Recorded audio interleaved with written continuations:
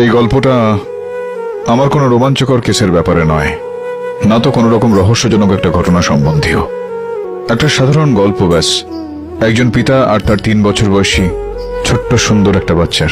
সেই বাচ্চাটার যার ততক্ষণ ঘুম আসতো না যতক্ষণ না সে তার বাবার ডান দিকের কাঁধে মাথা রেখে শুতো। আর তখনও যদি ঘুম না আসতো তো সেই বাবা ওকে কোলে তুলে বুকের ওপর রেখে সারা রাত বারান্দায় পায়চারি করতেন। বারবার সেই গানটাই শোনাতেন, যেটা গাইতে গাইতে কোনোদিন ওই পিতা ক্লান্ত হননি।